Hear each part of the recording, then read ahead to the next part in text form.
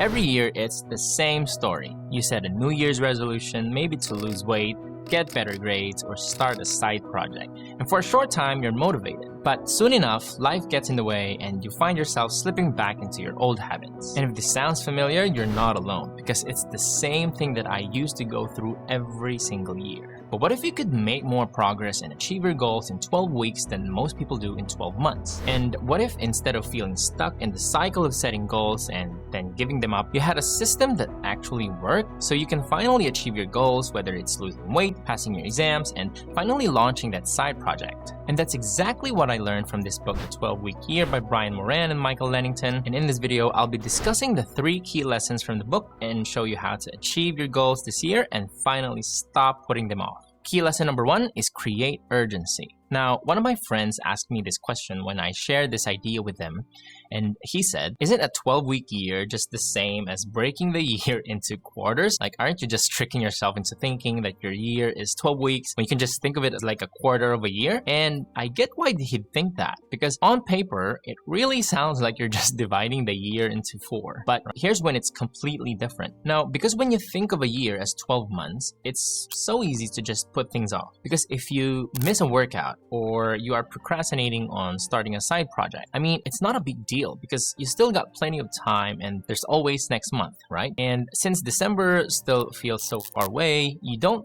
feel any sense of urgency to take action on it now. But then, before you know it, it is already December and you're looking back thinking, where the heck did the time go, or why didn't I start sooner? And this kind of thinking that we still have 11 more months to chase our goals is what the book calls annualization. And it's the reason that we keep falling into the same cycle of procrastinating on our goals year after year. It's kind of like that one assignment in school where the professor gives you 3 months to finish it and you take all 3 months. But if that same professor suddenly says that the same thing is due in 3 days, I mean, somehow you're still able to get it done, right? And so a 12-week year flips that mindset. Instead of thinking in 12-month cycles, you're thinking in 12-week sprints. So you take your big goals and then you break it down into weekly actions, what the book calls as tactics, and you focus on completing them by the end of the week, which the book calls as periodization. And there's a beautiful quote in the book, and it says, "The great thing about having a 12-week year is that the deadline is always near enough that you never lose sight of it. It provides a time horizon that is long enough to get things done, yet short enough to create a sense of urgency and a bias for action. It's human nature that we behave differently when a deadline approaches. We procrastinate less, we reduce or eliminate avoidance activity, and we focus more on the things that matter." And another great thing about it is that if you have a bad week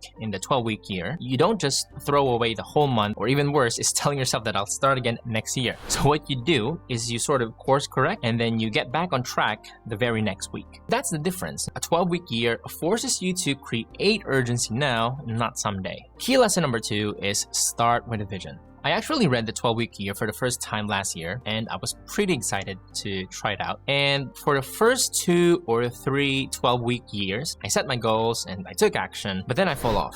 And there were weeks where I didn't do any of the weekly actions at all. This led me to gaining weight because I wasn't going to the gym anymore. I tried making YouTube videos again, but I was obviously inconsistent because when things got hard, like when I was doing a busy hospital rotation for 3 months and I always came home exhausted, it was just easier to just watch movies or play video games and eat junk food instead of going to the gym, studying, or creating videos. And whenever I had those weeks where I did nothing, I'd give myself a pass and saying to myself, it's fine, I'll just start again next week, and then next week becomes next month. But looking back, that was just me slipping back into that old annualized mindset, thinking I still had plenty of time to catch up anyway. But before I knew it, months had already passed and I was in the same place before. I was overweight, lazy, and not doing things I said I was gonna do, like reading books and making videos for this YouTube channel. And then I reread the book this year, and I soon realized that the reason I was unable to stick to my goals and weekly actions, the reason I didn't do what I said I was gonna do, was because I skipped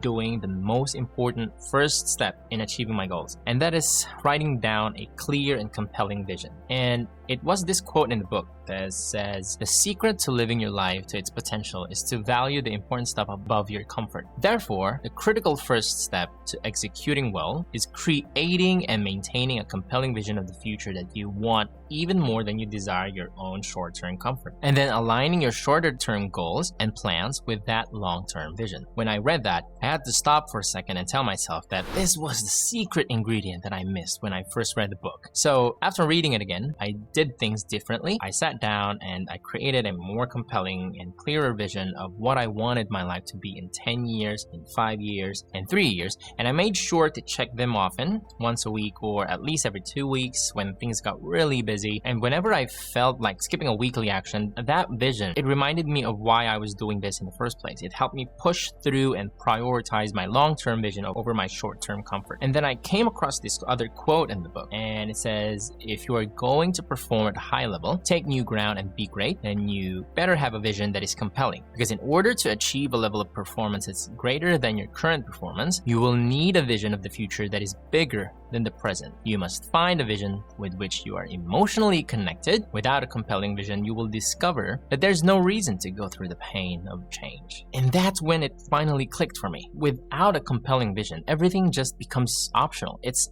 easy to push things to the next week or to next month, and before you know it, the whole year is gone. But when your vision is strong enough, it becomes your anchor. It keeps you focused and it helps you push through even when things get tough. Key lesson number 3 is measure your lead and lag indicators. Now, this last thing that I want to talk about is one of the biggest reasons why most of us fail to achieve the goals that we've set for ourselves. Whether it's losing weight, studying for an exam, or starting a side project like starting your own YouTube channel. It's so easy to just keep track of lag indicators, the end results that we want to achieve. And in this example, that could be how much weight you've lost, whether you've passed the exam, or how many subscribers you have on YouTube. And most of us, we naturally do this. We just check if we've hit our goal, whether we've finished studying the material or made it to the target weight. But the huge problem with this is that these are lag indicators, which means it takes a while for them to show up. And because of that delay, you might think that you're making progress